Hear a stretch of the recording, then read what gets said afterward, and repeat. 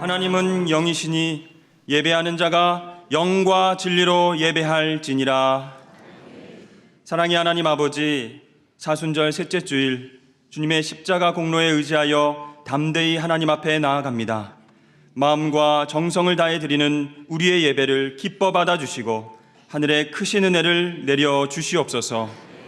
성부, 성자, 성령님께 세세무궁토록 영광이 있을지이다.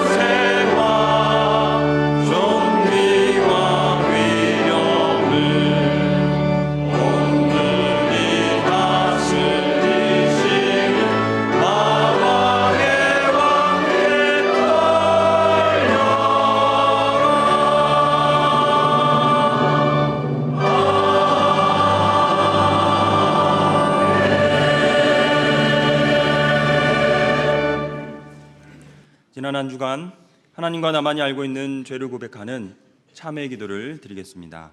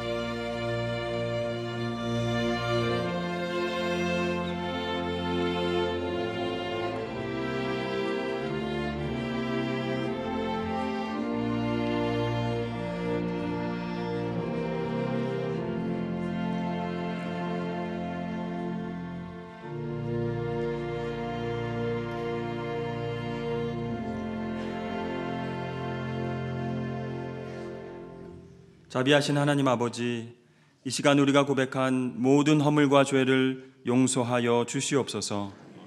그가 빛 가운데 계신 것 같이 우리도 빛 가운데 행하면 우리가 서로 사귐이 있고 그 아들 예수의 피가 우리를 모든 죄에서 깨끗하게 하실 것이라.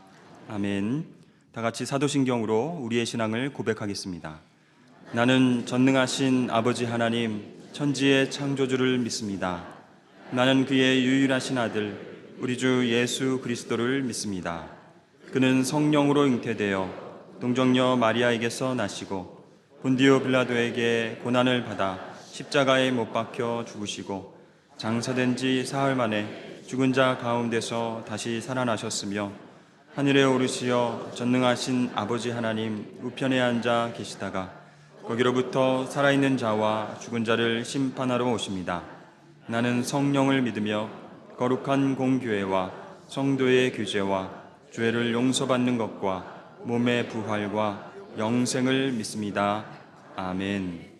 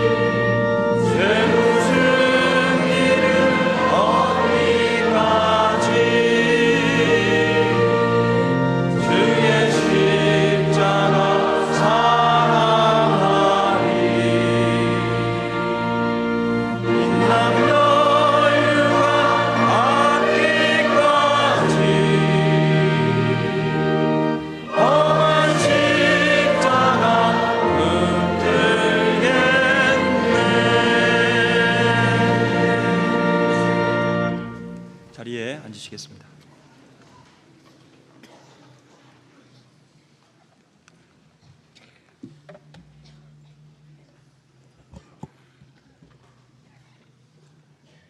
온 땅과 만물을 창조하시고 우리의 생사와 복을 주고 나시는 전능하신 하나님 아버지, 오늘도 우리의 발걸음을 복되게 하사 주님 전에 나와 함께 예배게 하시니 참으로 감사합니다. 이 시간 깨끗하고 거룩한 모습으로 주님 앞에 서기를 원합니다. 주님의 십자가의 보혈의 피로 우리를 정하게 하시고 흠없고 순전한 예배가 되도록 인도하여 주시옵소서. 온 마음과 정성을 다해 드리는 우리 예배에 성령님의 기름 부으심을 허락하시고 예배를 통해 하나님을 만나게 하시며 그 음성을 듣는 복된 시간 되게 하여 주시옵소서. 모든 성도들이 거룩한 예배자로 보좌 앞에 담대히 나가 예배의 참 기쁨과 감격을 누리게 하옵소서. 세상에도 지치고 억눌린 마음들과 육체의 질병 모든 고통과 상처들 주님 앞에 온전히 내놓고 이 시간 주님만 바라보고 나가는 심령들마다 하나님의 크신 위로와 치유의 역사가 일어나게 하옵소서.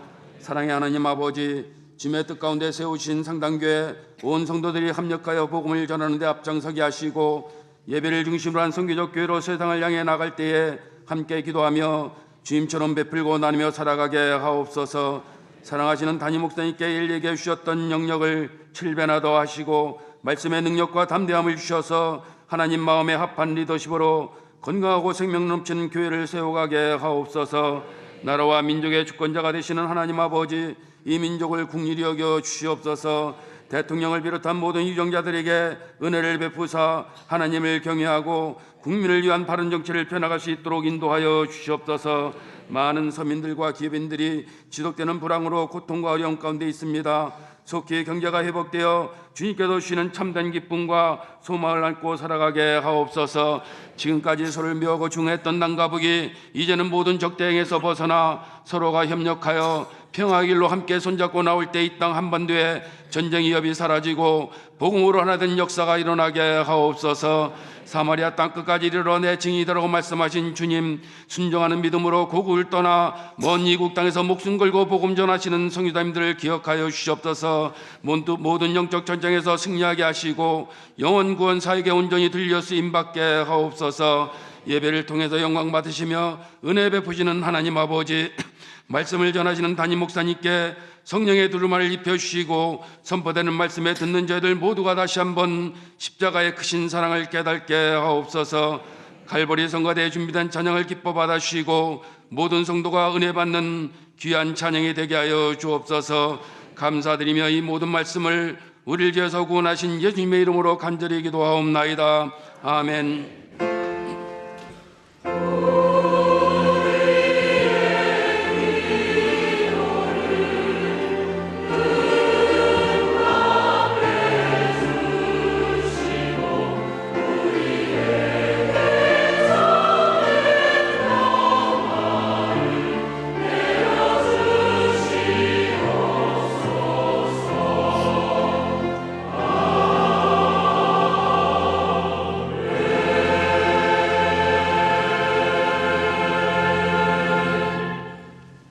성시교독은 교독문 126번입니다. 여호와여, 나의 영혼이 주를 우러러 보나이다.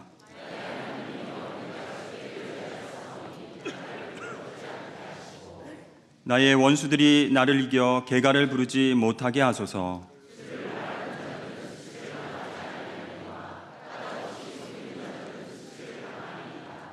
여호와여, 주의 도를 내게 보이시고 주의 길을 내게 가르치소서.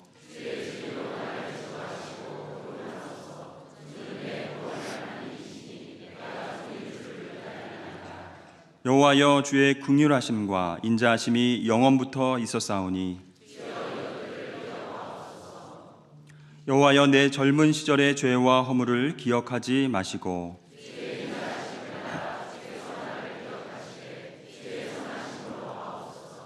여호와는 선하시고 정직하시니 그러므로 그의 도로 죄인들을 교훈하시리로다.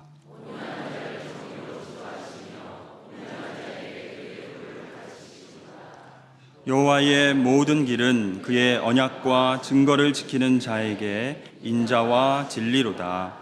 아멘. 주일 아침 하나님께서 우리에게 주시는 말씀은 구약성경 느헤미야 2장 10절에서 20절까지의 말씀입니다. 구약성경 727쪽입니다.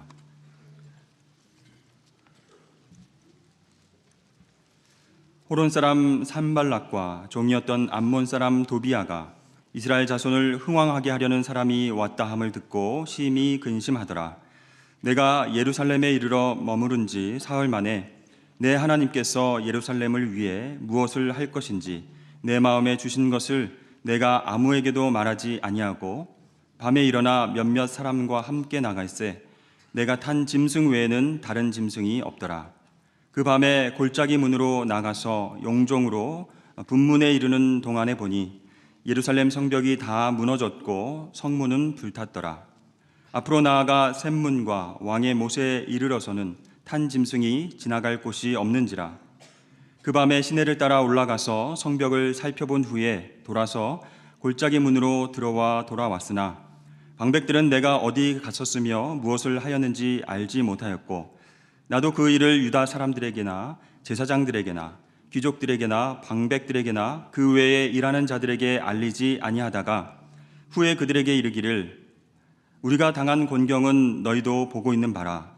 예루살렘이 황폐하고 성문이 불탔으니 자 예루살렘 성을 건축하여 다시 수치를 당하지 말자 하고 또 그들에게 하나님의 선한 손이 나를 도우신 일과 왕이 내게 이른 말씀을 전하였더니 그들의 말이 일어나 건축하자 하고 모두 힘을 내어 이 선한 일을 하려 하매 호론 사람 산발락과 종이었던 암몬 사람 도비아와 아라비아 사람 게셈이 이 말을 듣고 우리를 업신여기고 우리를 비웃어 이르되 너희가 하는 일이 무엇이냐 너희가 왕을 배반하고자 하느냐 하기로 내가 그들에게 대답하여 이르되 하늘의 하나님이 우리를 형통하게 하시리니 그의 종들인 우리가 일어나 건축하려니와 오직 너희에게는 예루살렘에서 아무 기업도 없고 권리도 없고 기억되는 바도 없다 하였느니라. 이는 하나님의 말씀입니다.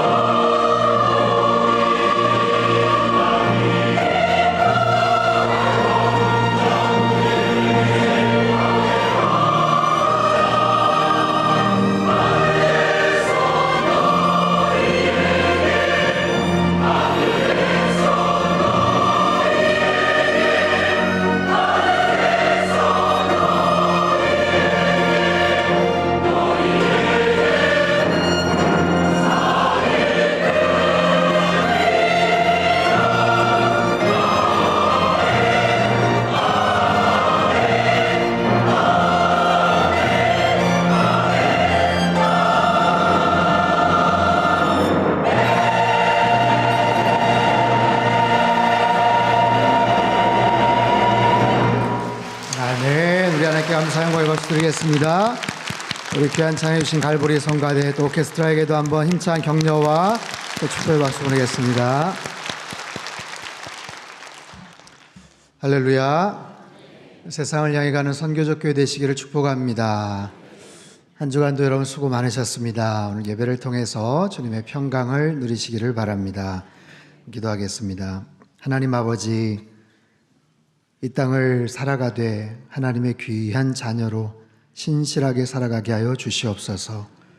그런 이들에게 하늘의 상이 크다고 주님 약속해 주십니다. 하나님, 영원한 천국을 사모하며 날마다 말씀 따라 살아가는 하나님의 거룩한 백성들 되도록 성령 하나님 역사하여 주옵소서. 이 시간 주의 말씀 앞에 나아가오니 모든 시종을 주님께 의탁드립니다. 주님, 우리의 마음 가운데 말씀하여 주옵소서. 귀하신 예수님의 이름으로 기도합나이다. 아멘. 느헤미야에게 배우다 세 번째 시간, 하나님께서 주신 마음이라는 제목입니다. 느헤미야는 조국의 아픈 이야기를 듣습니다. 성벽이 무너지고 성문이 불탔다는 이야기를 듣습니다. 그때부터 기도를 시작했던 느헤미야, 한 4개월 정도 지난 후에 왕에게 이야기를 할 기회를 얻죠. 마음에 간절한 소원을 품고 있었던 느헤미야, 그 얼굴에 소심이 가득하자 왕이 질문을 하죠. 잠깐 하나님 앞에 묵도를 하며 그 왕 앞에 어떻게 자기를 도와주셔야 될지, 자기가 무엇을 하고 싶은지를 그 소원을 말씀을 드립니다. 기도의 사람 느헤미야는 오랫동안 기도하면서 왕이 그런 질문을 던졌을 때 뭐라고 이야기를 할지 잘 준비된 대답을 했고, 결국 하나님께서 왕의 마음을 움직여 주셔서 고국에 가서 문제를 해결할 수 있도록 허락을 받습니다. 필요한 목재까지 얻어서 마침내 느헤미야는 기나긴 여정을 통해 마침내 예루살렘에 도착을 하게 되죠. 지도를 보시면 오른쪽에 이제 페르시아의 수산궁이 있고요. 또 왼쪽에 예루살렘이 있습니다. 파란색 아마 라인을 따라서 그렇게 가지 않았을까 싶어요. 한 1,300-400km 정도 되는 아주 먼 거리입니다. 한 2개월, 3개월 정도 되었을 그 긴 여정을 마치고 오늘 11절 말씀을 보면 내가 예루살렘에 이르러 머무른 지 사흘 만에 라는 말씀이 나와요. 머무른 지 사흘 만에. 왜 사흘일까? 이걸 지나치게 영적인 의미로 해석할 필요는 없어요. 그냥 장거리 여정으로 인해 쌓인 피로를 푸느라고 좀 쉬었겠죠. 하지만 그 시간 동안도 계속해서 기도를 했을 겁니다. 그렇게 소원을 품고 기도하면서 도착을 했던 그 예루살렘, 만감이 교차를 했겠죠. 그의 예루살렘 방문은 아마도 첫 번째 방문일 거예요. 그는 할아버지 때에 바벨론 포로로 끌려와서 그곳에서 정착을 했던 이민자 후손입니다. 느헤미야가 태어난 곳은 페르시아예요. 그래서 그곳에서 태어나서 그곳에서 성장하고 자라면서 교육을 받고 또 관직으로 아주 대단한 성공을 이룬 이민 3, 4세 정도로 생각을 하면 됩니다. 그런 느헤미야에게 있어서 할아버지의 나라 모국에 돌아와서 엄청난 과제를 수행해야 했던 그 느헤미야, 좀 하나님 앞에 계속해서 기도를 드릴 수밖에 없었을 거예요. 드디어 그가 움직입니다. 12절 말씀 같이 읽죠. 시작. 내 하나님께서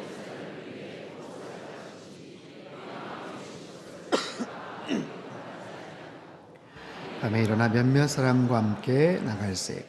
내가 탄 짐승 외에는 다른 짐승이 없더라. 자, 하나님께서 느헤미야에게 어떤 마음을 주십니다. 하나님께서 느헤미야에게 주신 마음, 하나님께서 주신 마음, 오늘 설교의 제목이에요. 사실 느헤미야가 이야기의 그 시작과 끝, 52일 만에 그 엄청난 성벽 재건을 이룬 그 성취, 이 모든 배경, 이 모든 사실 그 과정은 하나님께서 마음을 주셨기 때문에 비롯된 거예요. 하나님께서 마음을 주시지 않았다면 그 먼 곳의 이야기를 정말 생생한 자기 일처럼 그렇게 여겼겠습니까? 하나님께서 그런 마음을 주시지 않았다면 그 먼 거리를 마다하지 않고 좋은 관직을 뿌리치고 그곳까지 도착을 했겠어요? 자신의 삶의 뿌리 고국 예루살렘이지만 처음 방문을 하는 거예요. 예루살렘에 대한 아무런 기억이나 특별한 감흥이 별로 없습니다. 나의 살던 고향은 꽃피는 산골, 그런 게 아니잖아요. 정지용 씨의 향수라는 시, 넓은 벌 동쪽 끝으로 옛 이야기 지질대는 실개천이 휘돌아 나가고 꿈엔들 이칠랴, 그런 게 아니에요. 할아버지 때 뭐 끌려왔다고는 하지만, 예루살렘에 왔다고는 하지만 아무런 기억도 없고 추억도 없고 향수도 없고 설레임이나 기대감도 별로 없을 바로 그곳에 그가 그렇게 기어코 도착을 할 수 있었던 것은 하나님이 주신 마음 때문에 그래요. 하나님께서 마음을 주실 때 어떤 일들이 벌어지는가, 하나님께서 주신 마음을 가지고 어떻게 일을 하는가, 어떻게 말을 하는가, 어떤 삶을 살아가는가, 느헤미야 뿐이겠어요? 저와 여러분에게도 하나님께서 어떤 마음을 주시는데 그 마음을 품고 살아가는 것이 얼마나 중요한 것인지 오늘 본문을 통해서 같이 살펴보겠습니다. 첫 번째, 하나님께서 주신 마음, 무엇을 해야 할지를 알려주셔요. 13절에서 16절 같이 읽죠. 시작. 그 밤에 골짜기 문으로 나가서 용정으로 분문에 이르는 동안에 보니 앞으로 나아가 샘문과 왕의 못에 이르러서는 탄 짐승이 지나갈 곳이 없는지라.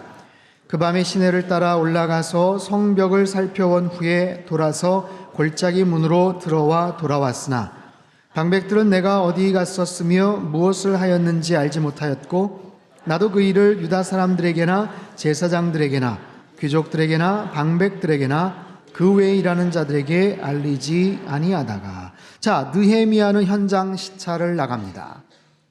그런데 밤에 나갑니다. 밤에.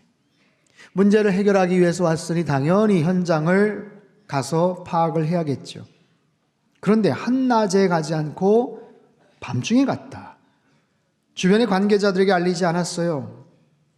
수행원 몇 명만 데리고 나간 것 같아요. 왜 그랬을까요? 여러분, 느헤미야가 어떤 자격으로 예루살렘에 왔는지 여러분 아세요? 그는요, 페르시아 황제의 파견에 의해서 총독의 자격으로 온 거예요. 예루살렘의 총독의 자격으로 왔어요. 그냥 권세 있는 한 사람이 왕에게 어떻게 부탁을 해서 개인적인 소망을 품기 위해서 온 게 아니고 페르시아 황제의 임명하에 그 지방을 담당하는 총독의 자격으로 왔어요. 그렇다면 우리 상식으로라면 마땅히 현재 있는 관계자들을 불러서 브리핑을 받아야 돼요. 페르시아에서 일찍부터 파견 나온 공무원들, 그 지역의 현장 유지들, 리더들, 책임자들 다 호출하여서 소집하여서 나름 총독, 신임 총독 부임 행사도 하고 관계자들 다 전체 모이게 해서 지금 현재 상황이 어떠한지 보고를 받아야 되는 것이 상식이에요. 하지만 본문 어디에서도 느헤미야가 허세를 부린다거나 관직을 이용해서 호통을 친다거나 그런 모습이 없습니다. 그는 자신이 왜 이곳에 왔는지를 누구한테도 말하지 않았어요. 그저 조용히 몇몇 수행원들과 함께 한밤중에 현장 시찰을 합니다. 자, 이것이 하나님께서 주신 마음이에요. 그는 지금 대접받으려고 오는 거 아닙니다. 사람들에게 대접받으려고, 야, 왕의 술관은 좋기는 한데 얼마나 살벌한지 몰라. 날마다 긴장 속에 살아가. 차라리 여기서 맘 편하게 내가 떵떵거리면서 내가 나름대로 뭔가를 해야지. 그러자고 온 것 아니에요. 신임 총독 취임 행사가 이게 뭐야 하면서 짜증내는 것도 아니에요. 그는 일하러 왔어요. 성벽을 재건하기 위해서 그곳에 온 거예요. 자, 하나님께서 주신 마음, 어떤 마음? 일의 순서와 방법을 알려주십니다. 무엇을 먼저 해야 될지, 누구와 함께 해야 될지, 누구에게 연락을 해야 될지. 그는 일부러 유대 지역의 관계자들, 유지들에게 연락하지 않았습니다. 그들이 어떻게 어떤 모습으로 반대자들과 연결되어 있는지를 알 수가 없기 때문에. 후에 보면 알지만 적들이 멀리 있지 않았어요. 내부의 적들, 서로 내통하고 기득권을 유지하기 위해서 혈안이 되어 있는 악한 자들이 많았습니다. 생각해 보세요. 그 오랜 시간 동안 기도로 준비를 했는데, 그 오랜 시간 동안 고생을 하면서 그곳에 왔는데 오자마자 첫 단추를 잘못 깬다면 얼마나 속상하겠어요. 와서 일을 그르치고 만나지 말아야 될 사람들에게 엉뚱한 거짓 정보를 듣는다면 얼마나 속상하겠어요. 하나님의 마음을 먼저 아는 것, 하나님께서 원하시는 대로 일들을 진행해 나가는 것, 이것이 얼마나 중요한지 몰라요. 사랑하는 성도 여러분, 혹시 여러분 가운데 중요한 일을 앞두고 계신 분 계십니까? 뭔가 크고 정말 부담되는 일들을 시작하셔야 되는 그런 분들 계셔요? 여러분 기도하시기 바랍니다. 마음에 소원을 품고 먼저 하나님 앞에 기도하세요. 그럴 때 하나님께서 우리에게 어떤 마음을 주실 줄 믿습니다. 하나님의 마음이요, 나의 마음이 아니고 나의 개인적인 욕심이 아니고 나의 개인적인 생각이 아니고 하나님이 주신 마음, 이 모든 상황을 정확하게 객관적으로 영적으로 감찰하고 바라볼 수 있는 그런 하나님의 마음, 일의 우선순위가 어떠한지, 누구를 먼저 만나야 되는지, 어디에 먼저 전화를 해야 되는지, 이 모든 것이 하나님이 주신 마음에서 시작됐다면 우리가 시작하는 그 일에요 힘이 실리게 돼요. 권위가 세워지게 됩니다. 그것은 나의 힘이 아니라 하나님이 주신 힘이에요. 하나님이 주신 영적인 권위입니다. 그래서 일들이 잘 되게 되어 있어요. 그래서 일들이 번창하게 되고 부흥케 되는 거예요. 바라기는 하나님께서 우리 모든 성도님들, 하나님께서 어떤 마음을 주실 텐데 그 마음 잘 깨달으시고 품으시고 하나님 주신 마음대로 그렇게 행동하시고 순종하실 수 있게 되기를 바랍니다. 그럴 때 그 마음 붙잡고 나갈 때 하나님께서 형통케 하시고 주님의 뜻을 저와 여러분을 통해서 이루게 될 줄로 믿습니다. 두 번째, 하나님께서 주신 마음 어떻게 말해야 할지도 알려주셔요. 17절 18절 말씀 같이 읽겠습니다. 시작. 후에 그들에게 이르기를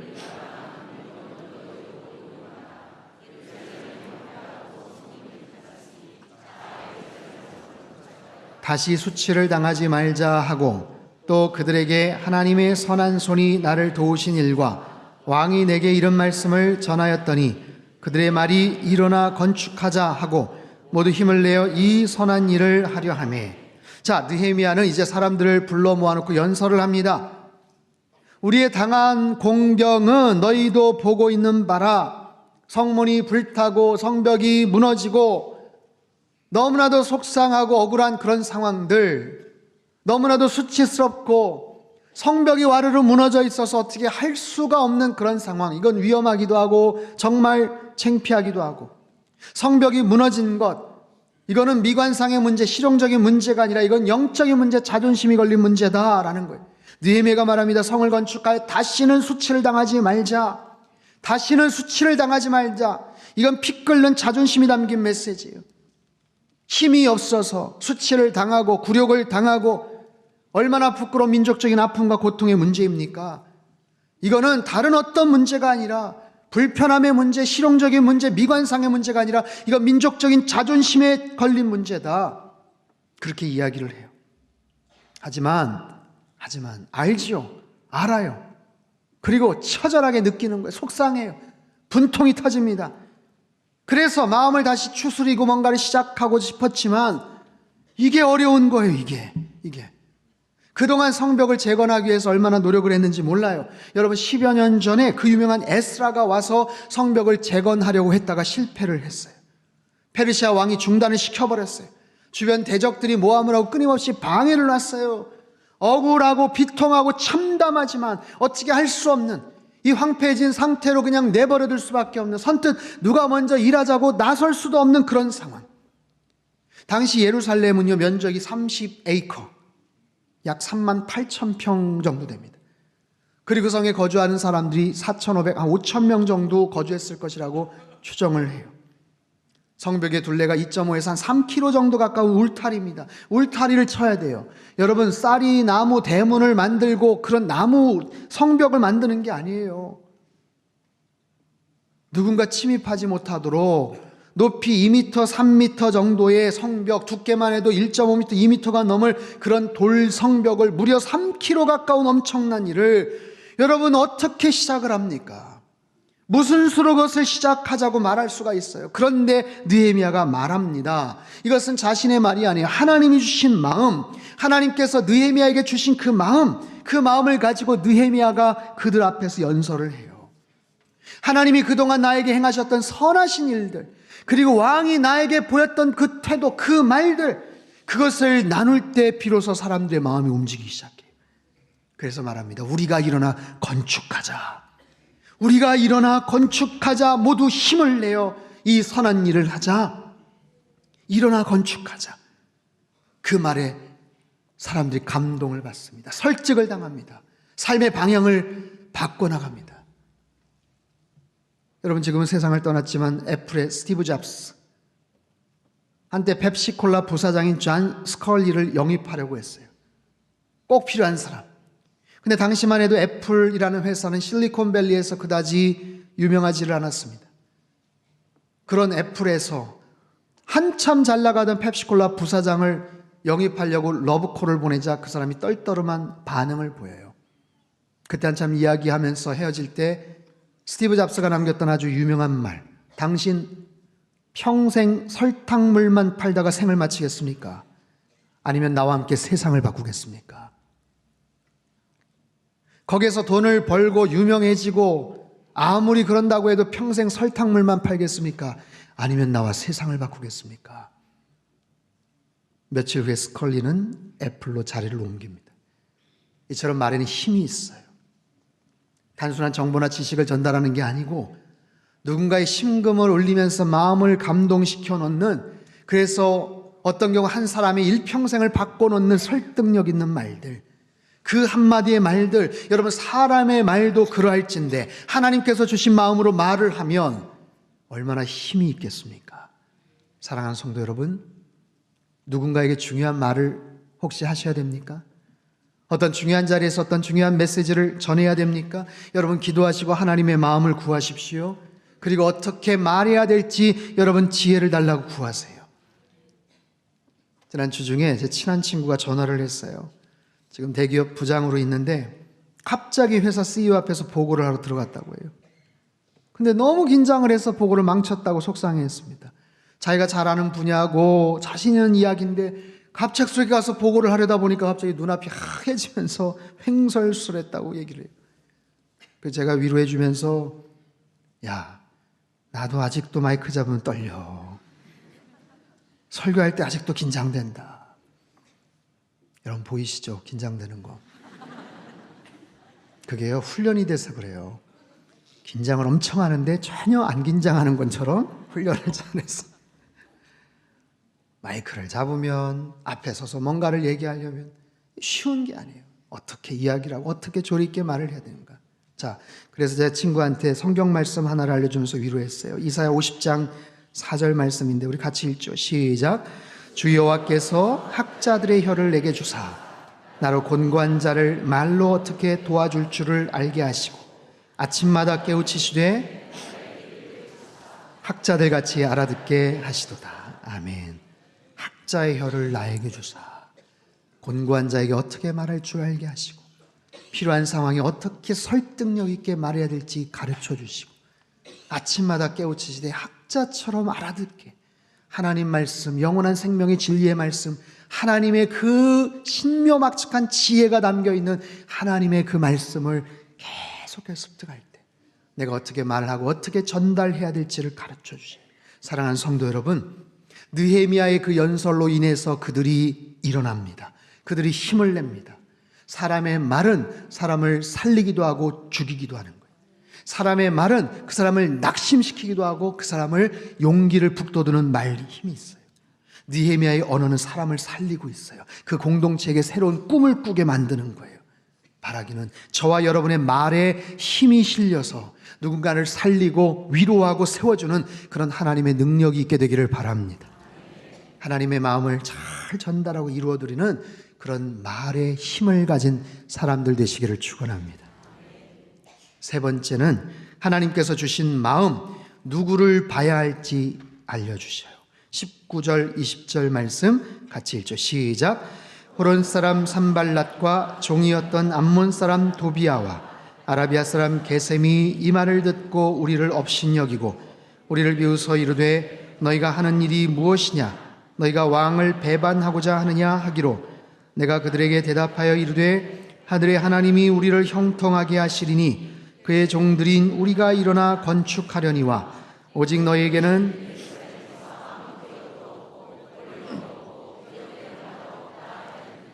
자, 하나님께서 우리에게 마음을 주실 때 무엇을 해야 할지 가르쳐 주시고 어떻게 말해야 될지 가르쳐 주시고 또 누구를 어디를 바라봐야 될지도 가르쳐 주셔요. 본문을 보세요. 느헤미야와 그 백성들을 반대하는 대적하는 자들이 있었어요. 자, 계속해서 아마 소개가 될 건데 호론 사람 산발랏. 호론 사람 산발랏, 이 사람은 북이스라엘 벳호론 지역에 살았고 당시 사마리아 지역의 리더였습니다. 총독이었다고도 해요. 근데 원래부터 사마리아 사람이 아니에요. 북왕국이 멸망을 하고 아수르가 전체 지역을 점령을 할 때 강제 이주를 시킵니다. 다른 지역 사람들 북왕국으로, 북왕국 사람들 다른 곳으로. 그래서 그때 강제 이주해서 왔던 혼합 인종의 후손. 그래서 유대 공동체의 어떤 영향력을 펼치고 뭔가 그 안에 들어가서 활동을 하기 위해서 소망하고 열망을 했던 사람. 나쁜 사람. 계속 소개가 돼. 그 옆에 암몬 사람 도비야. 이 사람은 암몬 사람, 이방인이에요. 근데 산발랏을 수종들며 굽신거리는 그런 사람. 아라비아 사람 게셈. 아라비아는 과거 에돔이 있던 이스라엘 지도를 보면 그 동쪽에서 넓은 세력을 확장하며 살았던 그 지역의 리더 역할을 했던 사람. 그들이 모여서 작당을 하고 악담을 합니다. 회방을 놓는 거에 끊임없이 줄기차게 방해를 해요. 하지만 느헤미야는 그들 때문에 두려워하지 않습니다. 그들을 바라보지 않습니다. 그 때문에 신경 쓰고 그것 때문에 공사가 중단되지 않아요. 오직 하나님께서 주신 마음, 그 마음은 뭐냐? 어디를 바라봐야 될지, 누구를 바라봐야 될지 정확하게 알고 있었어요. 또한 느헤미야는 왕을 바라보거나 의지하지 않습니다. 분명히 왕의 도움을 받아서 왔어요. 왕의 총애를 받아서 이곳에 왔어요. 하지만 그렇다고 왕에게 도움을 청할 일도 아니에요. 하나님께서 주신 마음, 어디를 바라봐야 되느냐? 사람 두려워하지 않고 사람 의지하지 않았어요. 느헤미야가 그랬고 백성들에게 그렇게 하자고 독려를 합니다. 느헤미야가 말합니다. 하늘의 하나님이 우리를 형통하게 하실 것이다. 누구를 바라봅니까? 살아계신 하나님, 하늘의 하나님을 바라보고 있어요. 하나님의 도우심의 손길을 바라보고 의지하고 있어요. 이것이 느헤미야가 가진 믿음이고 확신이죠. 하늘의 하나님이 우리를 형통케 하신다. 여러분, 형통이란 단어는 얼마나 설레이는 단어입니까? 얼마나 기분 좋게 만드는 단어예요. 그런데 더 중요한 것은 누가 형통케 하시느냐? 하늘의 하나님이 형통케 하신다. 페르시아의 왕이 형통케 하시는 게 아니고 하늘의 하나님이 형통케 하신다. 철저하게 하나님 한 분만을 바라보는 거예요. 여러분, 왕을 의지할 수 있었어요. 왕이 나를 어떻게 신뢰했는지, 왕이 나를 어떻게 이곳에 보냈는지, 왕의 마음이 어떤지, 계획이 어떤지 그거 내세울 수 있었고 자랑할 수 있었습니다. 근데 보십시오. 왕에게는 성벽 재건에 대한 마음이 없어요. 능력은 있지만 그런 마음이 없어요. 그냥 간청을 했기 때문에 허락해 준 것뿐이에요. 분명히 아닥사스다 왕은 페르시아 전체를 다스리는 최고 통치자 맞습니다. 하지만 하나님이 더 높고 위대하신 분이세요. 하늘의 하나님께서 우주의 창조자의 주권자 되신 그분이 페르시아만이겠어요? 그 모든 지역, 그 모든 상황들을 감찰하시는 최고 통치자, 최종 결정권자 되시는 줄 믿습니다. 느헤미야는 그 사실을 알았어요. 정말로 중요한 것이 하나님의 마음이다. 왕의 마음이 아니라, 왕의 계획과 왕의 의도가 아니라, 왕의 복심이 아니라 하나님의 마음이 무엇인지를 그는 깨닫고 그것을 백성들에게 말하고 있습니다. 일어나 건축하자. 백성들이 감동을 받아요. 뭐라고 얘기할 때? 하나님의 선한 도우심이 어떻게 됐는지, 그리고 왕이 어떻게 자기를 도왔는지, 그 말에 사람들이 감동을 받아서 일어나 건축하자 얘기합니다. 자, 하나님이 행하신 일, 페르시아의 왕이 그렇게 얘기했다는 일, 이 사람들이 어디에 감동을 받은 거예요? 둘 다겠죠? 그런데 만약에 하나님이 도우신 일이 아니라 왕이 그렇게 얘기했대, 그것 때문에 그들이 힘을 얻었다면 공사는 힘들어집니다. 그래서 느헤미야는 분명하게 다시 언급을 하고 짚어요. 왕이 이 일들을 좋게 여기고 형통케 하실 것이다 가 아니라 살아계신 하늘의 하나님께서 우리를 형통케 하실 것이다.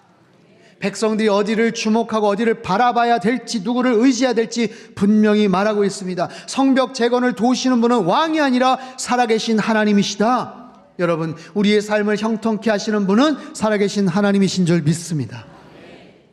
어디를 바라보게 하느냐, 어떤 마음을 품게 하느냐, 리더의 중요한 역할이죠. 어린 왕자를 썼던 생텍쥐베리가 이런 말을 했어요. 만약 여러분이 배를 짓고자 한다면 더 많은 나무를 얻고 일을 나누고 지시하는 데 많은 힘을 쓰지 말라. 다만 사람들에게 광대하고 끝없는 바다에 대한 동경심을 갖게 하라. 무슨 말인지 이해가 되십니까? 만약에 배를 짓고자 한다면 북을 둥둥둥둥 치며 사람들을 불러 모아 애써 그 사람들에게 설명하지 마라. 차라리 광활한 바다의 그 엄청난 동경심과 그 감동을 가슴에 품게 하라.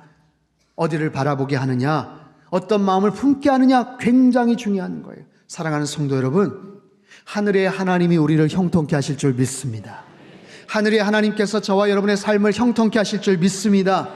여러분, 그 하나님만을 바라보십시오. 사람 때문에 두려워하지도 마시고 사람 의지하면서 낙심하지 마십시오. 우리 이 본문을 보면서 느헤미야에게 배우는 거예요. 하나님께서 주신 마음을 갖는 것이 얼마나 중요한 것인지, 하나님께서 주신 마음이 있을 때 그 삶이 어떻게 펼쳐질지, 무엇을 해야 할지, 어떻게 말해야 될지, 누구를 바라봐야 될지. 자, 하나님께서 이렇게 우리에게 마음을 주셔요. 묻겠습니다. 여러분에게는 어떤 마음을 주셨습니까? 지난 일주일 살면서 하나님이 여러분에게 주신 마음은 어떤 마음이에요?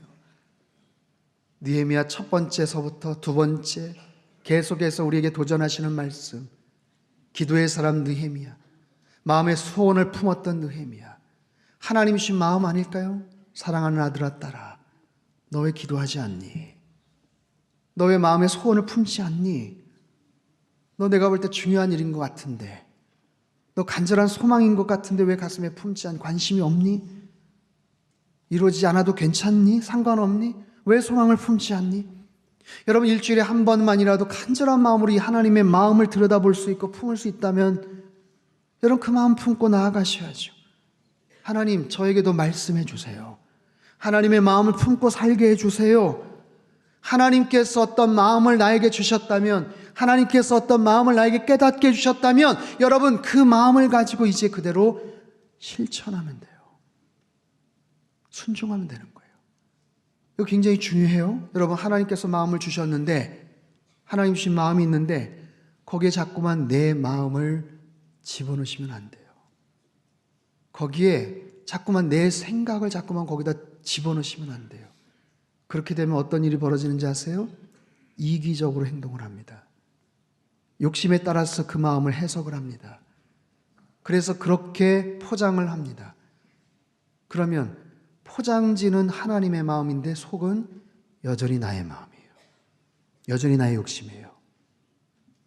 그럼 하나님께서 가르쳐 주신 대로, 하나님께서 말씀하기를 원하시는 대로 그것과 다른 방향, 다른 모습으로 연결이 되겠죠.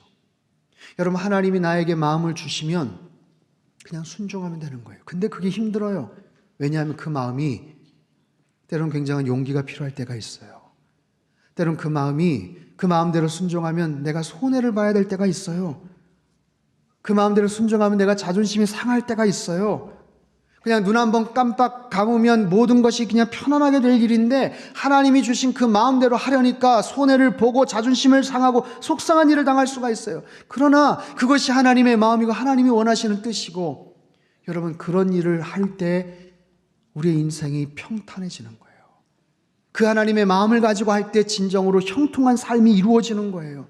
늦은 것 같지만, 돌아가는 것 같지만 결국에는 가장 빠른 길을 가게 되는 거예요. 손해보는 것 같지만 그렇지 않아요. 결국에는 가장 많은 영예와 하나님이 주시는 영적인 이득을 하나님께서 우리에게 주시는 거예요. 바라기는 하나님이 나에게 주신 그 마음을 여러분 품으시고 그 마음대로 순종하며 사실 수 있게 되기를 바랍니다. 우리 가정을 향한 하나님의 마음, 하나님 허락해 주십시오. 우리 자녀들을 향한 하나님의 마음을 허락해 주십시오.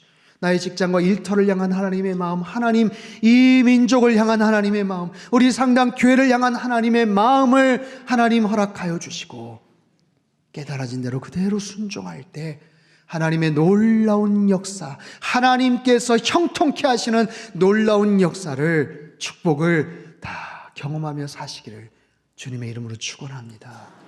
기도하겠습니다. 두 손을 가슴에 모으고 같이 한번 기도하죠.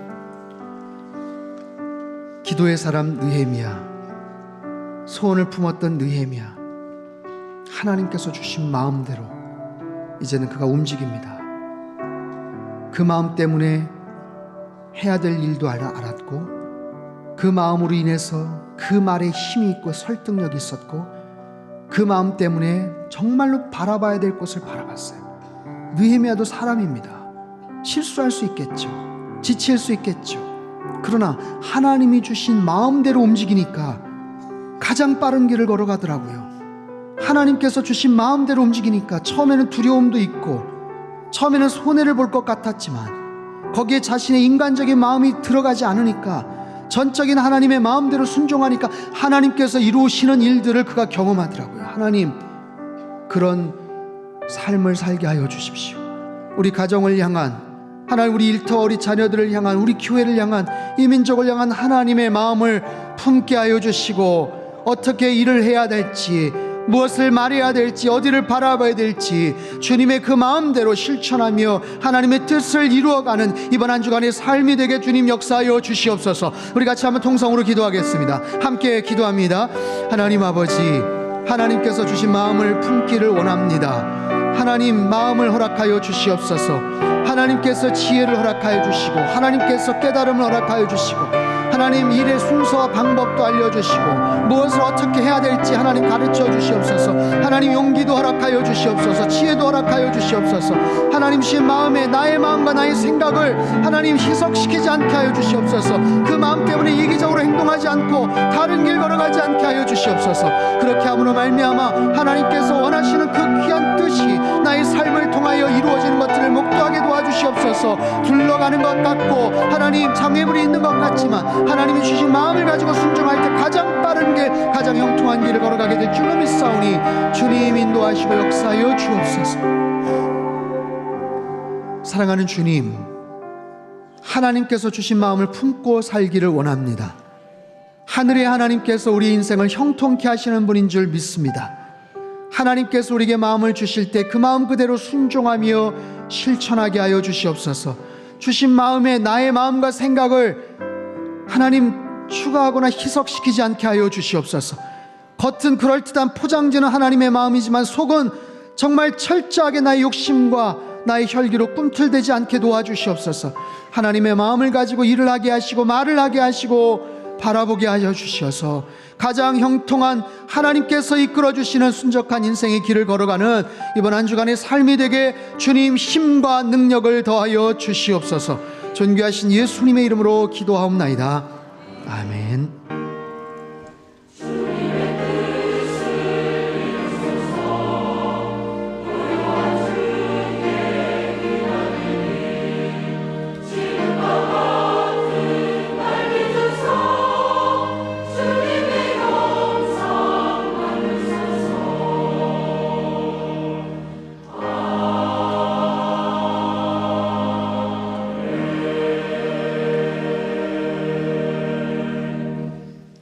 찬송가 212장을 찬양하겠습니다.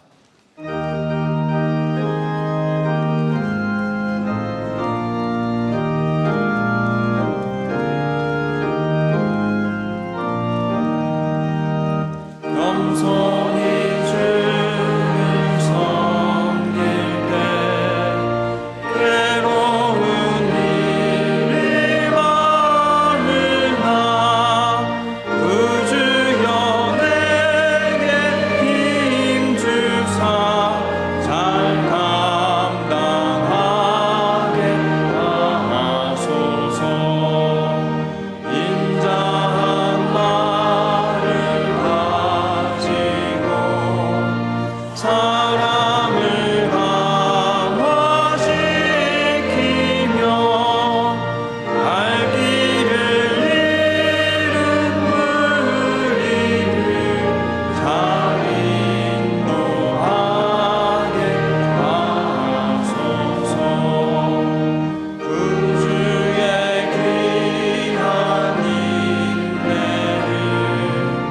깨달아 알게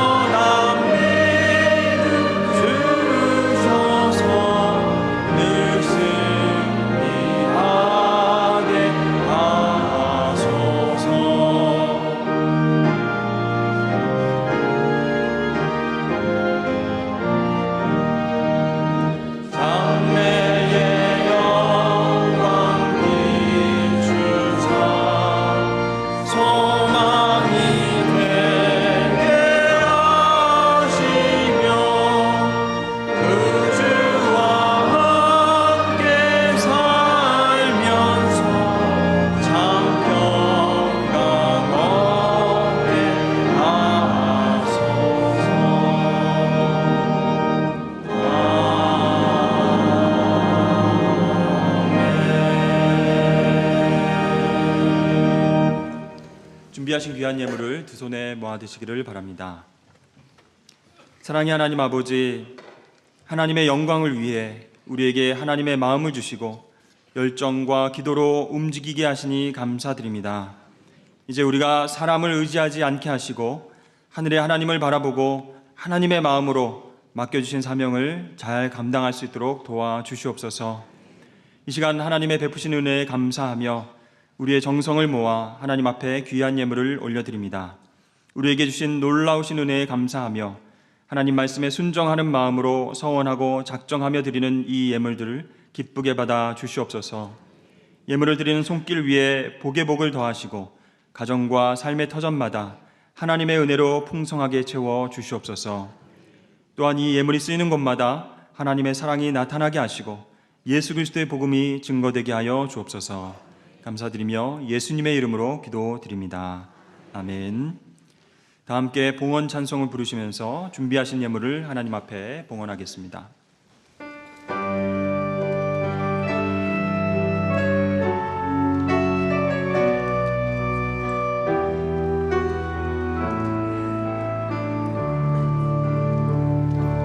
주님 내가 여기 있사오니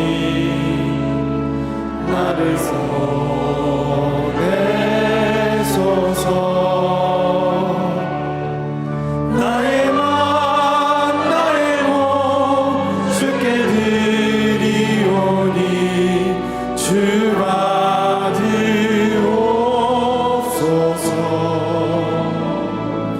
주님 내가 여기 있사오니 나를 써주소서.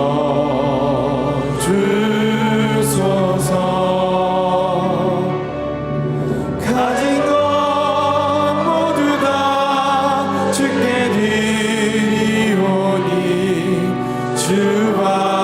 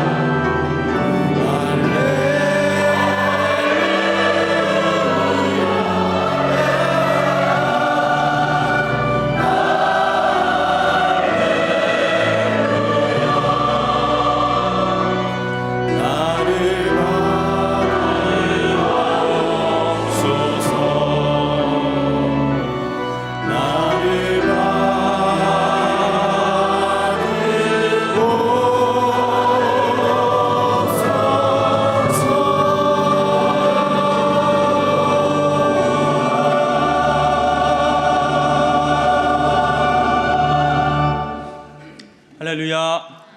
여러분 행복하십시오. 아멘. 우리 공동기도 제목으로 함께 기도하겠습니다. 하나님이시여 우리 민족에게 은혜와 평화를 허락하여 주소서. 세상을 향해 나아가는 선교적 교회 되게 하소서. 가정마다 예배와 말씀이 회복되게 하시고 믿음의 유산을 물려주게 하소서. 성도들의 건강과 일터를 지켜주셔서 하나님께 쓰임받으며 살게 하소서. 아멘. 교회 소식입니다. 오늘은 사순절 셋째 주일로 지킵니다. 금요 연합 찬양 집회가 이번 주 금요일 오후 7시 30분 이곳 샬롬홀에서 있습니다. 3월 비전 헌금은 공군 사관학교 성무교회 및 민노아 선교사 출판사업 지원 헌금으로 드립니다. 세례 입교식이 31일 주일 저녁 찬양 예배 시에 있습니다. 해당자는 사무실에 신청해 주시기를 바랍니다. 교사대학이 오늘 오후 2시에 유대인의 교육 하브루타라는 주제로 비전홀에서 있습니다. 강사는 하브루타 선교회 전국 대표이신 이익열 목사님이십니다. 온 가족이 함께하는 행복한 나무 심기 패밀리 트리 행사가 4월 6일 토요일 온가족 새벽 예배 후에 엘림 동산 및 교회 주변에서 있겠습니다. 참가하실 100가정을 선착순으로 모집합니다. 오늘 오후 3시부터 교회 홈페이지를 통해서 신청하실 수 있습니다. 아가페 전도대 자원봉사 교육이 26일 화요일 오후 2시 창조방에서 있겠습니다. 교우 소식 중 결혼 예식입니다. 류창길 집사님, 정명숙 권사님의 자녀 류한별 양과 우정민 군의 결혼 예식이 30일 토요일 오전 11시 CJB 컨벤션 웨딩홀에서, 또 구자연 집사님, 임효진 권사님의 차남 구민석 군과 정경화 양의 결혼 예식이 31일 주일 오후 2시 서울 노블 발렌티 하우스 웨딩홀 대치점에서 있겠습니다. 오늘 주일 예차는 독고영철 집사님, 정숙희 권사님 가정에서 주신 은혜와 축복에 감사드리며 제공해 주셨습니다. 나머지 광고는 주보를 참조해 주시기를 바랍니다. 오늘 우리 교회에 등록하신 분들을 소개해 드리겠습니다. 호명된 분들은 인도자와 함께 그 자리에서 일어나 주시기를 바랍니다. 김계순 권사님께서 인도하셨습니다. 김건자 성도님 어디 계신가요? 잘 오셨습니다. 새가족 섬김인은 가경교구의 조길련 권사님이십니다. 정재현 집사님께서 인도하셨습니다. 고성주 또 손가연 성도님 어디 계신가요? 네, 잘 오셨습니다. 새가족 섬김인은 수곡교구의 장효진 성도님이 맡아서 해주시겠습니다. 오늘 새로 오신 분들은 그냥 가지 마시고 예배 후에 1층 창조방에 오셔서 목사님을 꼭 만나 뵙고 돌아가시기를 바랍니다. 이제 이번 주에 생일을 맞이하신 분들, 그리고 특별한 일이 있으신 분들, 육신의 질고와 마음의 염려로 고통받는 분들, 그리고 오늘 새롭게 등록하신 분들은 모두 함께 일어나 주시기를 바랍니다. 목사님께서 나오셔서 기도해 주시겠습니다. 기도하겠습니다. 살아계신 하나님 아버지, 연약한 우리들을 크신 사랑으로 안아주시고 거룩한 예배의 자리에 불러주시니 참으로 감사합니다. 특별히 이 시간 처음 나온 분들, 상당교회 공동체 안에 등록하시는 분들 계십니다. 주님 만나 변화되어 깊은 믿음의 뿌리를 내리며 살아가도록 축복하여 주시옵소서. 귀한 이름들을 하나님 나라 생명책에 기록해 주시고 이 땅 가운데서 선한 영향력을 끼치며 살아가는 하나님의 백성 되도록 붙잡아 주시옵소서. 지난 한 주간 생일을 맞이한 분들 계십니다. 지난 1년 동안 지켜주시고 여기까지 인도해 주심에 감사를 드립니다. 앞으로도 계속 하나님의 특별한 보호를 받으며 언제나 주님과 동행하며 주의 마음을 기쁘시게 하는 복된 인생 되게 축복하여 주시옵소서. 사랑의 하나님, 삶의 크고 작은 어려운 문제들로 인해 기도합니다. 오직 주님만 의지하며 흔들리지 않게 하시고 사업의 어려움이나 경제적인 문제, 사람과의 갈등, 건강의 병약한 모든 문제들을 주님의 강한 오른손으로 붙잡아 주시고 깨끗하게 해결하여 주시옵소서. 학업 중인 자녀들에게 하늘의 지혜를 더하시고 배우자를 찾는 자녀들에게 만남의 축복을 허락하여 주옵소서. 아기를 기다리는 가정에는 새 생명을 주시고 군에 가 있는 자녀들, 해외에 있는 자녀들 가족들을 주님의 날개 아래에 보호하여 주시옵소서. 치유의 아버지 하나님, 하나님을 경외하는 백성들에게 치료하는 광선을 발하여 주시옵소서. 낫기 원하는 부위마다 보혈의 능력으로 깨끗하게 씻어 주시옵소서. 모든 관절과 신경과 조직들, 세포들 하나하나까지도 하나님께서 친히 만져주시고 함께 하시는 주님의 은혜로 급속한 치유가 있게 하여 주시옵소서. 우리의 마음을 감찰하시는 하나님 아버지, 하나님께서 주신 마음을 품고 날마다 일상에서 주님의 뜻을 이루며 살아가기를 원합니다. 무엇을 해야 할지, 어떻게 말해야 할지 알려주시고 힘들고 어려운 상황 속에서도 주님만을 바라보는 믿음의 사람들 되게 축복하여 주시옵소서. 하늘의 하나님께서 우리의 삶을 형통케 하심을 확신하게 하시사 한 주간의 삶 속에서도 선교적 삶을 살아가는 거룩한 성도들 되게 하시고 선교적 교회로 쓰임받는 상당교회 되게 축복하여 주시옵소서. 존귀하신 예수님의 이름으로 축복하며 기도하옵나이다. 아멘. 다 같이 환영과 격려와 축복의 박수 보내주시겠습니다. 오늘 금요일날 금요연합 찬양 집회가 있습니다. 우리 교회 찬양팀들이 여러 개가 있는데요, 그 팀들이 다 같이 모여서 함께 아주 뜨거운 찬양, 또 오랫동안 또 같이 찬양을 하면서 은혜를 나누기를 원합니다. 많이들 오셔서 하나님 찬양하실 수 있게 되기를 바랍니다. 4월 5일이 식목일이잖아요. 그 다음 날이 이제 4월 6일 온가족 새벽 예배 이후에 엘림 동산 및 교회 주변에서 우리 상당교회 우리 식구들 가족별로 나무 심는 행사를 좀 하려고 합니다. 그래서 한 100가정 정도 신청을 좀 받아서 아이들하고 같이 나무를 심고 나무 심고 거기다가 가족들 이름을 이렇게 또 태그를 좀 해줄 수 있게 저희가 좀 준비를 하도록 하겠습니다. 그래서 회비가 한 2만 원에서 5만 원이에요. 나무 수종에 따라서 다른데 1부, 2부 때 그냥 신청을 딱 받아버리면 3부 때 신청을 받을 수 없을지도 몰라서 저희가 3시 이후에 인터넷 홈페이지를 통해 가지고 저희가 접수를 이렇게 받습니다. 그래서 가족들하고 상의를 하셔서 그 신청을 하시면 그 나무 심고 나서 해마다 이제 그 나무가 어떻게 자라나 또 이렇게 보기도 하고 또 우리 자녀들하고도 아주 뜻깊은 그런 행사가 될 것 같아요. 신청하시길 바랍니다. 4월 4일부터 퍼스펙티브 선교 훈련이 있는데 이거는 그러니까 평신도들이 받을 수 있는 가장 최고 수준의 이제 선교 훈련이에요. 이거는 이제 우리나라에서 개발된 게 아니라 전 세계적으로 입증이 된 가장 아주 좋은 컨텐츠의 훈련 과정입니다. 근데 이제 기간이 좀 길고 회비도 좀 비싸기 때문에 많이 이렇게 신청을 하기는 좀 어렵지만 이런 마음들이 있으신 분들은 여태까지 선교사에 있어서 훌륭한 선교학자들, 선교사님들 또 그런 상황에 어떤 현지에서 사역을 하셨던 분들이 써놓은 다양한 그런 글들, 그런 기사들을 같이 읽으면서 좀 스타디라 공부를 하는지 그런 내용인데 이 공부를 하고 훈련을 마치면 아마 선교에 대한 그 안목이 비전이 굉장히 넓어질 겁니다. 그래서 특별하게 좀 마음이 있거나 좀 원하시는 분들은 자리가 그렇게 많지는 않아요. 신청을 하시면 아마 될 것 같습니다. 네.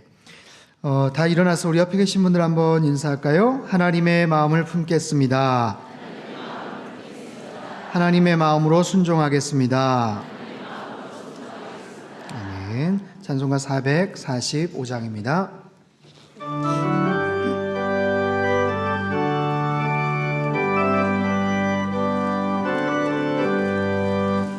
산을 넘어 왕복에 가도 빛 가운데로 걸어가면 주께서 항상 지키시기로 약속한 말씀 변치 않네.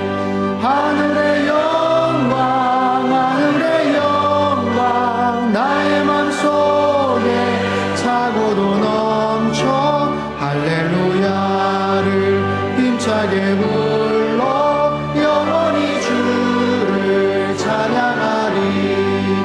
캄캄한 밤에 다닐지라도 주께서 나의 길 되시고 나에게 밝은 빛이 되시니 잃어버릴 염려 없네. 하늘의 영광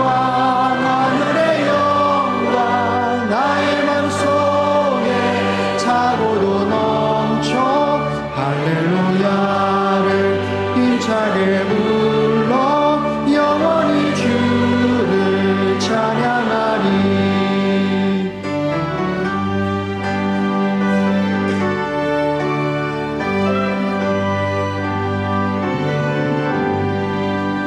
광명한 그빛 마음에 받아 찬란한 천국 바라보고 할렐루야를 힘차게 불러 날마다 빛에 걸어가니.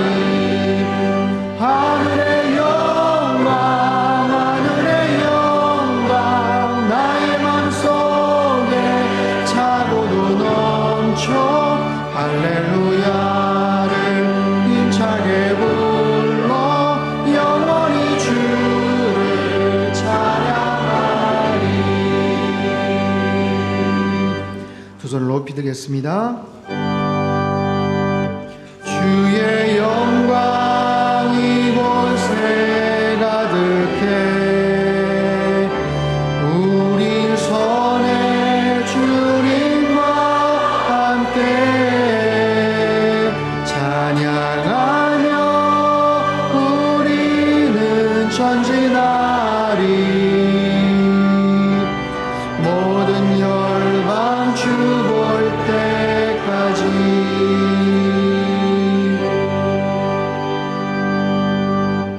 사랑의 하나님 아버지, 이제 주의 백성들이 세상을 향해 나아갑니다.